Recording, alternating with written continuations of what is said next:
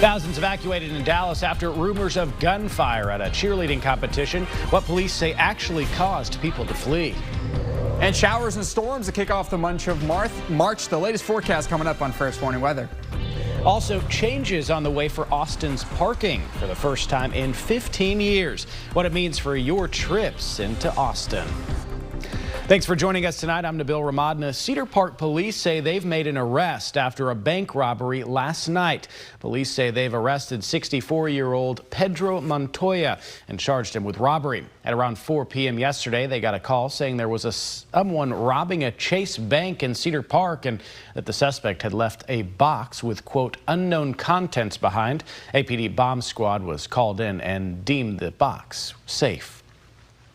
A major evacuation in Dallas today after rumors of gunfire at the Kay Bailey Hutchison Convention Center, where the annual NCAA All-Star National Championship was being held. Thousands of people at the competition had to be evacuated after a fight broke out. Police and the National Cheer Association did say that in spite of claims about a shooting on social media, there was no active shooter. The Dallas Police Department says the loud noises, which were mistaken for gunfire, were actually large poles being knocked down during a fight, prompting people to rush outside in a stampede. Officials say there were multiple non-life-threatening injuries. Training for life or death situations, school personnel and first responders from all around Texas gathered today for Operation Steer, a live emergency school bus training. Some of the exercises consisted of a smoke-filled bus simulation, fire extinguisher training, first aid, railroad crossing evacuations, and emergency student management. We want to properly prepare first responders as well as our school bus personnel for response to an incident by using muscle memory. I've done this before, I can do it again. And Kevin Bosker has an in-depth look at what the event was like. That'll be coming up tonight at 10. First Warning Weather with meteorologist Tommy House. Hey, hope y'all had a great start to the weekend. It was a warm day. Our normal high is in the upper 60s for this time of year. Instead, we were pretty much all in the 80s in Central Texas. High temperature at 85 this afternoon in Austin. How about 87 in Marble Falls, 81 in San Saba, Milam Lee and Fayette County also in the mid 80s. So it was definitely a day for the books. 2 degrees away from our record high. Still right now it's 80. We have some upper level clouds, but that's pretty much it. Humidity at 29%. Most of us still in the 80s, a few upper 70s, one in Lee County, Llano County 79, Gillespie County and Fredericksburg 79, as well as Lampasas. We're going to cool down to the 70s by 7 p.m. and then by 10 p.m. 65. Out the door tomorrow morning in the mid 50s, warming back up to near 80 degrees. So here are the low temperatures for tonight. Notice we're going to be on the mild side. Here's what I'm tracking. 70s and 80s this week with the forecast for tomorrow, including the big race at Coda. And some severe weather could be possible Monday night into Tuesday. Full updates on that coming up in just a bit. Right. Thank you, Tommy. The Trump administration's efforts to slash the federal workforce is in full effect and now is impacting thousands of global health programs. It comes as the administration formally canceled nearly 6,000 contracts this week that were financed by the United States Agency for International Development. Programs providing HIV care, malaria prevention, and nutrition support were all cut. Email notices went out from the State Department to various places, including refugee camps, tuberculosis clinics, polio vaccination projects, and thousands of other organizations, all of which received funding for life-saving work. The cancellations cut off critical support for that project that provides vaccines, life-saving medications, and emergency health care to millions of people globally. And new parking changes are underway in Austin for the first time in over 15 years. Last month, Austin City Council approved a new code change that prohibits parking in bike lanes and electric vehicle charging spots. The updated city code also adjusts metered parking hours to help manage demand and streamline administrative processes for musicians trying to load and unload equipment outside local venues. The changes taking effect today are the first to the parking code since 2009. Officials said they hope that they help marry the city's current growth and demand levels with safety and mobility goals. Our thinking around parking has changed quite a bit, and we've got a lot of new tools and technology that's really helping us manage parking throughout our community. The changes also outline some new parking fines. Digital reporter Kelsey Thompson has a closer look on what drivers need to know online at KXAN.com. Well, it's the first day of March, and volunteers all over town showed up to help clean Austin's park as part of It's My Park Day. The biannual event put on by the Austin Parks Foundation is meant to help keep Austin's parks clean and well maintained. Volunteers helped clean up litter, remove invasive species, and help with maintenance. It's really important that the citizens get involved because with budget cuts and the demand for tax money elsewhere, the parks need every bit of help they can get. And while the exact date for the next time for It's My Park Day hasn't been announced, it should be sometime this fall. Well, it was a packed house at ACL Live last night for the 4th annual Imagine Muni concert. This year, Wynonna Judd was the headliner. The event raises money for Lions Municipal Golf Course, or Muni as everyone calls it, which opened in 1924 by the Lions Club of Austin. Muni has been a public golf course for more than 100 years. It's also the first golf course in the South to desegregate, and it's listed in the National Register of Historic Places for its role as a civil rights landmark. Now, the University of Texas owns the course, and there have been talks of possibly developing the land over the years, but the Muni Conservancy, which was created in 2019, is hoping to raise funds and keep the course around for 100 more years.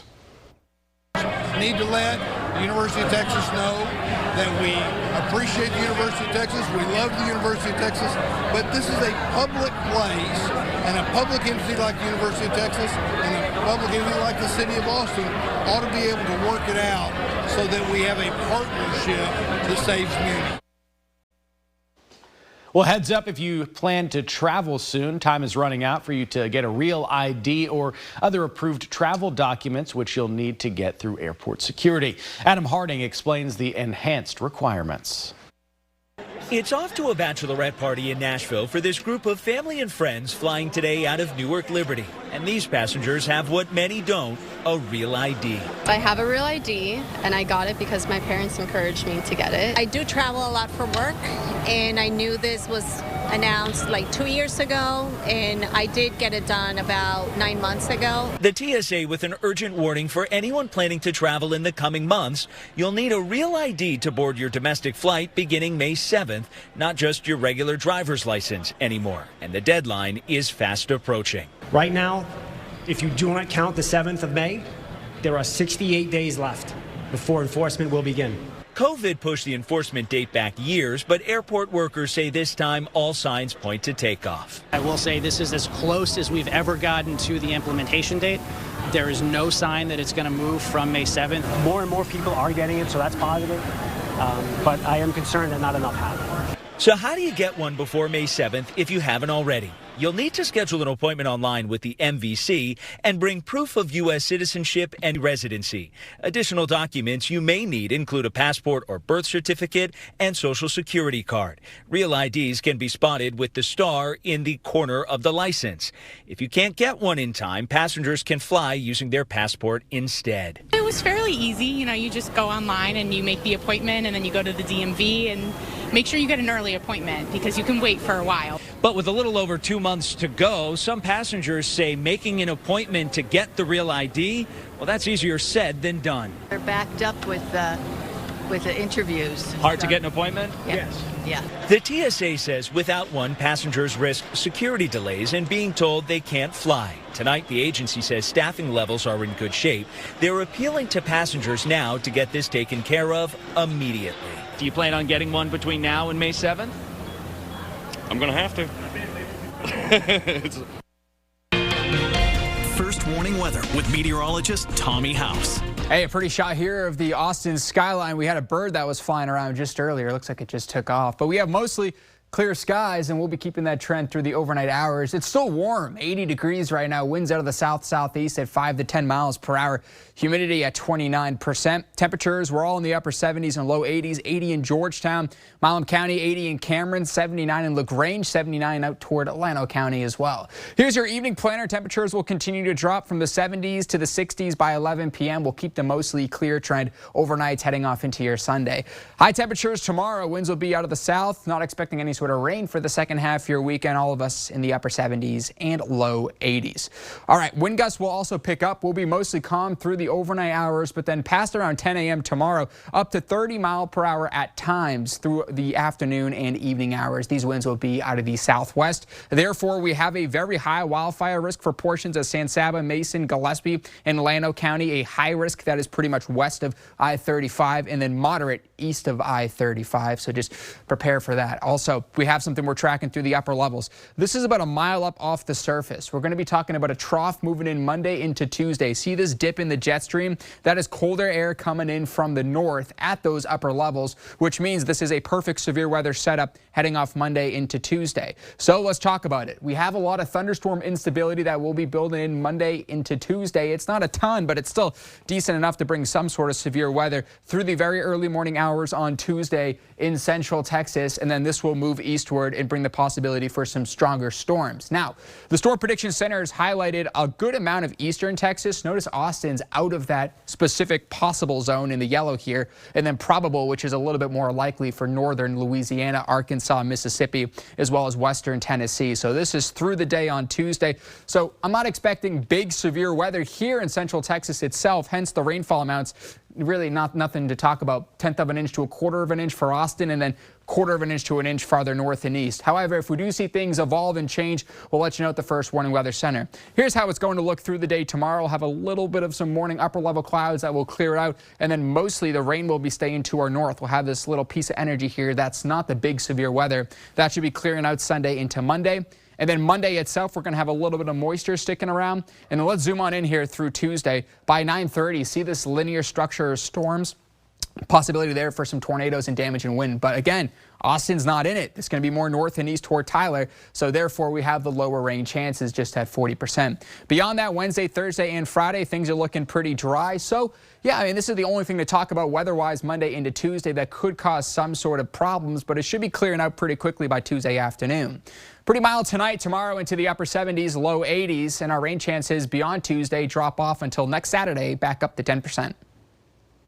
This is KXAN Sports, brought to you by Thomas J. Henry. Hey, good evening all and happy Saturday. 15 days till Selection Sunday for men's NCAA tournament. 68 teams make the tournament. This is ESPN's bracketology. Texas is the last team in the tournament. The first team out not making it would be Georgia, according to their estimations, who plays tonight. Texas and Georgia over at Moody Center. So needless to say, it's a very big game for both teams. Texas coming off another tough loss, this one on the road to Arkansas. Trey Johnson did everything he could. This was a shot to win it near the buzzer, one of the few that didn't fall. He had 39 in the game. That's a Texas freshman record. But now Texas lost that one, and now 5 of 6. They have 3 games left in their season and really need to get back in the win column. A loss tonight makes things extremely difficult. Their most veteran player sees a real focus in his team.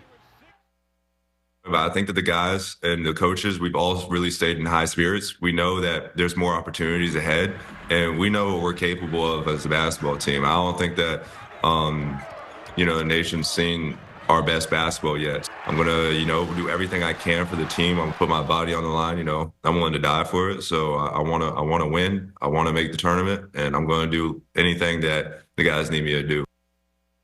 Mr. Shedrick not mincing words to the NFL. Last year, Xavier Worthy, former Longhorn, set the record at the 40-yard dash in the NFL Combine at 4.21. Just unbelievable. Isaiah Bond, receiver this year from Texas, said he was going to break it. Well, let's check in on how the former Longhorn did at the 40-yard dash. 4.21 is just insane. To not run that is not anything to feel bad about. 4.39, still very fast, his official time, but not quite 4.2, or I think he said it was going to start with a 4.1. How about Matthew Golden, though? This guy skyrocketing up draft boards. Official time of a 4.29. That kind of out of nowhere. Jaden Blue expected to be up there, maybe near the top. Very good as well at 4.38, and then some Other Longhorns, of course, Quinn Ewers slinging it, including to Isaiah Bond right here. So Longhorns very active at the NFL Combine today. All right, welcome back. Texas softball no longer the #1 ranked team in the country, but yes, still very good, sitting at #2 just behind #1 Oklahoma in action today. Tegan Cavan in the circle, so we don't really need to show you a ton of defensive highlights because Tegan Cavan did what she did. How about the offense? Mia Scott here in the bottom of the third, up the middle against New Mexico State. Texas looking to stay rolling this weekend. Well, they scored one. Ashton Maloney was thrown out at home. But some more offense for Texas. How about Scott again in the 5th, going the other way? Looked like she just flicked this one out there. Nearly goes off the wall, off the outfielder's mitt. And a couple more runs come in, and plenty more offense for Texas on the day they take down New Mexico State. Back in action with a doubleheader tomorrow. Also tomorrow, the main event at COTA as NASCAR returns this year. Today, things really ramping up and getting underway down in South Austin with the Xfinity Series at beautiful road track, and things always seem to get eventful here. Connor Zilich is able to take the lead with 10 laps left. These two young drivers were kind of going back and forth all day. Then Carson Kvapil, his tire was hanging on for dear life, but it goes out with just about 5 laps left. And then Zilich able to take the crown at the Xfinity Series at COTA. If we have time for tennis here, Jess Pegula advances to the final. At the ATX Open, #1 ranked player in the tournament will be in the final tomorrow against fellow American McCartney Kessler. Matthew McConaughey there, as he seems to be at all Austin sporting events. So that will be a fun final tomorrow at Westwood Country Club, an all-American duel as they try to claim the ATX Open crown. I was going to say, my dad was wondering, he was like, why is so much traffic down here? He lives close by, and I was like, well, there's always traffic. There's so much happening today. Sure, a lot going on down there. It's pretty cool that that's in that location, though. Yeah, so. Weather was great for it as well. I mean, tomorrow's race should be dry. We have temperatures in the upper 70s and our chance for storms Monday evening, overnight into early Tuesday morning. Besides that, though, 80s, 70s, can't get better than that. Does not spell good news for the summer. I'm worried. Oh, yeah. We're not talking about that yet. Thanks for watching. We'll see y'all tonight at 10.